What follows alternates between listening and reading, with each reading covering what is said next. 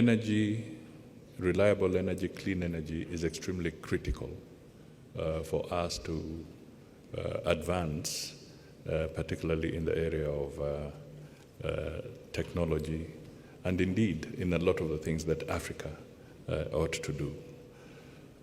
In Kenya, our grid is about 93% green energy, renewable energy today. And it would be important that we all factor in that so that we have clean energy, green energy as we go forward.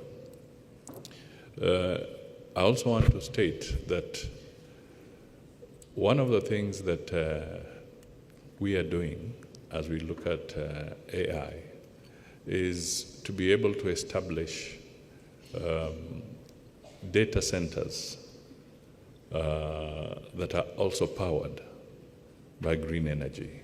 And there's a very serious conversation that is already taking place in Kenya, and hopefully we shall be able to have this. And this is happening around Naivasha area, where we are promoting geothermal energy as something that can lead us to achieve this particular thing of having reliable energy. But we need to also look broadly on how we invest in the energy sector, because we have made it quite expensive, in my view, for people to invest in the energy sector on the continent. We need to look at it critically. What incentives can we give so that those who want to come in, particularly on solar energy, wind energy, hydro can be very expensive and protracted, but it would be something good if we can also have it, so that we can accelerate the production of, expand our capacity in energy to be able to anchor the artificial intelligence that we are looking at. So that, to me, becomes very, very critical.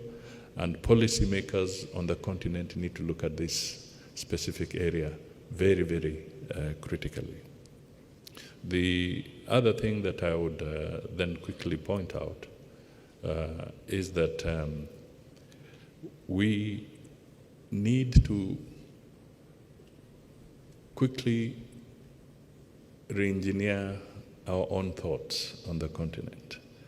Our two heads of state have spoken on the need for health, improved health infrastructure, agriculture, and so forth, especially with the AI.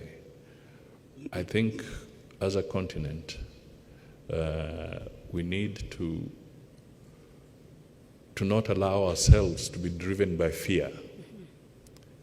Fear should not drive us out of town on this agenda of artificial intelligence. Did adopt a number of policy frameworks. In 2020, there was a strategy for the development of artificial intelligence, and the Commission was mandated to establish a 5-year plan, which comprises of 2 phases, one between 2025 and 2026, to establish a structural governance of artificial intelligence on the continent, resource mobilization, and then the second phase from 2028 to 2030, which should be dedicated to the implementation of projects that will have been identified, and in 2027 we'll proceed with a review, midterm review, and this morning someone mentioned that the sovereignty of AI on the continent was a myth, and I'd like to refute the statement. And as indicated His Excellency Fonya Simbe, we need to move forward to make sure that the African continent adopts these development policies, and particularly in regards to AI development with the available resources. It is evident that in order to finance young startups and harmonize rules and regulations in our countries, some policies must be established. And we can mobilize these resources. As an example, the US invests $285 billion in AI, and this on an annual basis. In China, it is $95 billion. So what we need on the continent is to mobilize financial resources, and we'll need to find innovative methods to mobilize those resources. And I must congratulate the creation of a fund for the digital transformation and the creation of a fund for the AI, which should stem from this summit, that will go towards the development of AI on the continent. We would love to hear from you. How do you see AI global governance is going to evolve, and how do we ensure developing countries are not left behind or they are not an afterthought? Just to quickly respond also to your question about are we ready, I think as we've heard from my previous panelists, also from the panel this morning, we know what we have to do. I think we have all of the elements. We just have to do it. And I think that's also why this summit is so important. There are lots of governance discussions happening. Last year, the Secretary General of the United Nations launched his high-level advisory body report, which showed that 118 countries were not part of any global governance discussion. ITU studies also showed that about 85% of countries did not have an AI policy. What we discussed yesterday in the context of our Smart Africa Steering Committee, today we have about 17 countries in the region in Africa that have policies. That's progress. And I think this sort of proliferation of governance discussions, on the one hand, it can lead to fragmentation, but on the other hand, I think it's important that we're seeing streams come across these different discussions. This morning, we heard from Her Excellency Commissioner Larato about the African Union AI strategy. And I think when we look to those common elements, we see calls for transparency, we see calls for accountability, the need for artificial intelligence to be human and people-centered, the need to tackle biases, which is so important, the need to develop AI responsibly and safely, obviously, and also the points about data governance. So I think it's important that a lot of these discussions, even though they may not be globally inclusive, they're picking up on the same elements. At the ITU, we have an annual summit called the AI for Good Global Dialogue. I think that's an opportunity to bring these discussions together. We also have the Secretary General of the UN's initiatives that are being discussed actually this week in New York to facilitate a global dialogue. And so those kinds of discussions are critical as we chart the future of artificial intelligence. I think we also need to focus on solutions, and so I'm very happy that we're discussing solutions here over the next 2 days.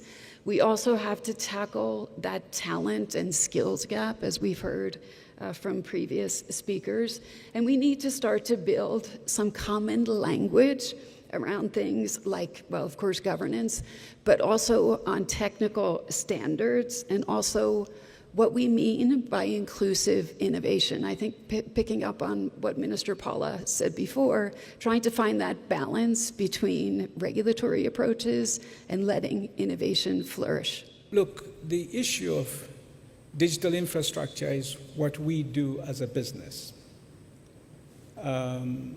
We build data centers. We've been building data centers across Africa for the last decade. We built the digital infrastructure around fiber cables. Our fiber network extends throughout this continent. We have put in more than 120,000 kilometers of fiber interconnecting the African continent. we've been working on AI in our company now for 6 or 7 years. We have a lot of people working on AI. And clearly,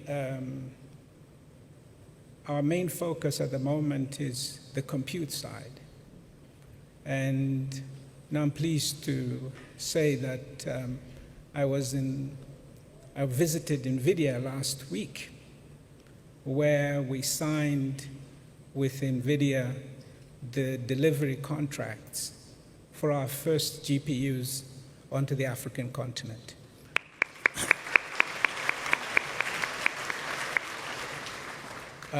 As a statement said, our first shipment of more than 3,000 GPUs will be arriving in South Africa next month, and they will be installed and ready for service by the end of June.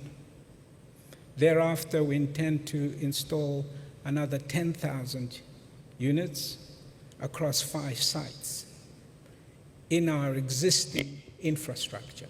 So we're not having to build new data centers. We've been building these already. The ones in South Africa are ready. Kenya, I was with the minister this morning. Our first data center on the African continent was in Kenya. So we are very pleased that we will be building in Kenya this year, and we also will build in Egypt this year. So we hope this compute capacity answers the question, where will Africa get its compute? From its entrepreneurs. That's our job. We build. We go out, we raise the money, we find the partners, and we're happy, very pleased with our partnership with NVIDIA, with Google, with Microsoft, and all the partners involved in this. So really, the next stage is for our entrepreneurs to step forward, for the developers to come forward and to begin to use this compute. Our researchers in the universities. One of the most exciting things I hope we will be talking about here is work around large language models in African languages. We have already assembled our work on this. I'm pleased to say that Minister Paula and myself will be announcing something on Kinyarwanda, and we are building a large language model for that. But we intend to build large language models for all of Africa's languages. We are starting on Swahili. So, yeah, the work has started. Let's get on with it.